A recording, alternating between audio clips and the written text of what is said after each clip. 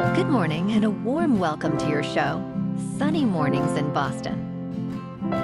I'm your host, Melissa, and it's Thursday, January 29th. You'll be interested to know. 140 years ago, today, in 1886, Carl Benz built and patented a practical gas-powered automobile, a three-wheeled carriage driven by a small internal combustion engine. This invention established a new automotive industry by demonstrating that motorized transport could be reliable and scalable, inspiring future engineers and manufacturers. So now you know. And now, it's time for the weather report. This morning, it's mostly sunny and it feels like -4 degrees with 6-mile-per-hour wind. The sunset will take place at 4:54, and it will rise again tomorrow at 6:56. It looks like we're in for a mostly sunny day with a high near 23, but don't forget about that wind chill, dropping it down to frigid levels around 4 below. Expect a light northwest breeze. Tonight, we will have mostly clear skies, a low around 4, and a west wind picking up to about 12 miles per hour, making it feel even colder, down to 10 below. For all you beach runners out there, the first high tide Thursday will be at 7:15, with the low tide at 2. The nearshore buoy at Cape Cod Bay reads 35 degrees for the water temperature. Looking ahead in the weather. Friday will be sunny with a high near 17, but wind chills down to -13 and west winds around 10 to 13 miles per hour, gusting to 23. A mostly clear and cold Friday night drops to near 0 before Saturday turns sunny with highs near 21. Then clouds increase late Saturday with a chance of snow after 11 p.m. and gusty north winds. Snow is likely Sunday with a high near 26 and brisk north winds gusting to 32. Then colder Monday brings highs near 33 with northwest gusts before a partly cloudy Monday night near 14. Bonjour, food enthusiasts. This podcast is brought to you by Versailles Cafe and Pastries in Encinitas. Nestled on El Camino Real South, just north of Encinitas Boulevard, this cafe is a haven for culinary delights. Indulge in their amazing Eggs Benedict or their gluten-free crepes. You can grab a panini for lunch or just breeze on through to get your morning coffee. They are open every day from 8 to 5. So stop on by and don't forget to tell them Sunny Morning sent you. In local news, former Gloucester harbor master Thomas Giramotero Jr. has been fined more than $15,000 for having a city employee complete his coursework while he attended Endicott College. Giramotero admitted to violating the state's conflict of interest law, agreeing to pay the civil penalty and $1,200 in restitution. From February to October of 2020, he asked the city's shellfish constable to complete over a dozen assignments, which resulted in the constable using more than 20 hours of paid work time.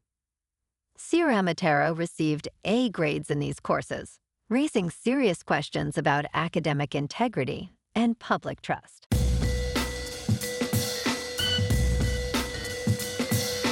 Now on to sports. At least 11 people reportedly chose not to vote Bill Belichick into the Pro Football Hall of Fame in his first year on the ballot. Vay Gregorian, a columnist for the Kansas City Star, explained that his decision had nothing to do with any controversy. He instead voted for players he felt were long deserving of induction. Gregorian emphasized the overwhelming backlog of players who have not been enshrined. He mentioned that 3 Kansas City Chiefs legends are also not yet in the Hall. Gregorian expressed that Belichick is inevitable soon for enshrinement, as he should be. In local sports, Nickeil Alexander-Walker scored 21 points and Jalen Johnson added 19 points and 14 rebounds, leading the Hawks to a 117-106 victory over the Celtics on Wednesday night. Jaylen Brown led Boston with 21 points but struggled from three-point range, missing all 5 attempts. The Hawks hit 42.9% of their three-pointers and recorded 29 assists on 45 baskets.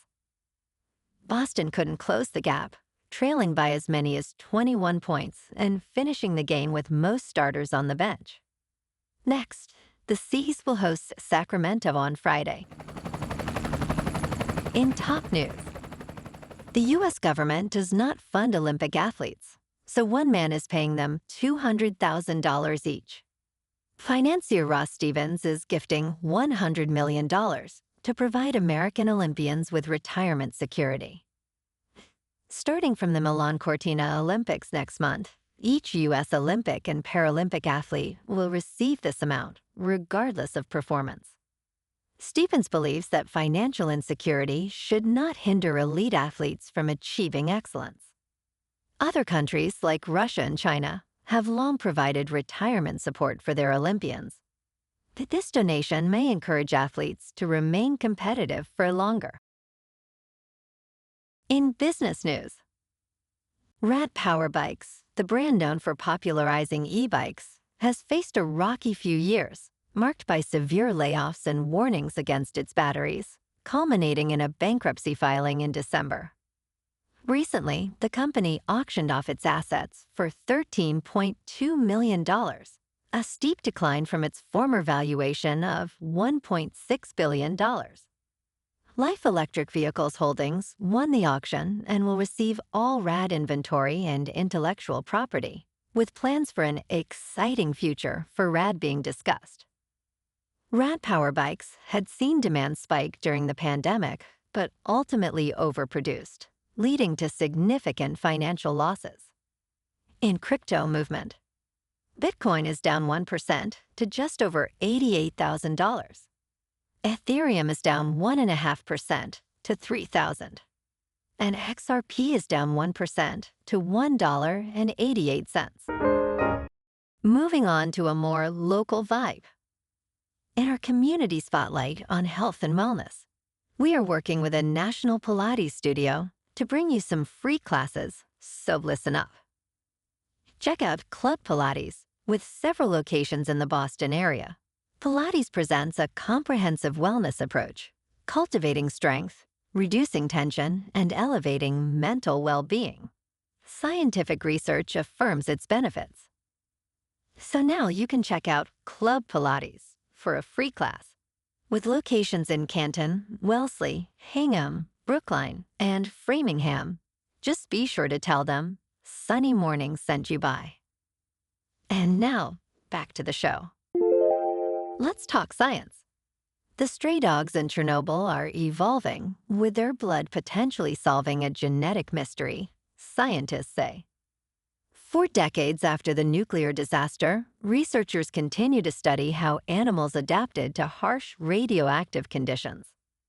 In 1986, a reactor exploded at the Chernobyl nuclear power plant, contaminating about 58,000 square miles. Cleanup workers were tasked with eliminating thousands of contaminated animals, including pet dogs left behind. Today, scientists are investigating genetic changes in free breeding dogs, which are genetically distinct from surrounding dog populations. Research indicates that genetic differences may not solely result from radiation exposure. And in entertainment news, Ted Lasso Season 4 is set for a summer release, with Jason Sudeikis returning to AFC Richmond. Apple TV has announced the global debut date, along with new stills and plot details. In this season, Ted faces his biggest challenge yet, coaching a second division women's football team. The synopsis reveals that Ted and the team will learn to take risks they never imagined. New executive producer Jack Burdett joins alongside an impressive cast, including Emmy winners Hannah Waddingham and Brett Goldstein.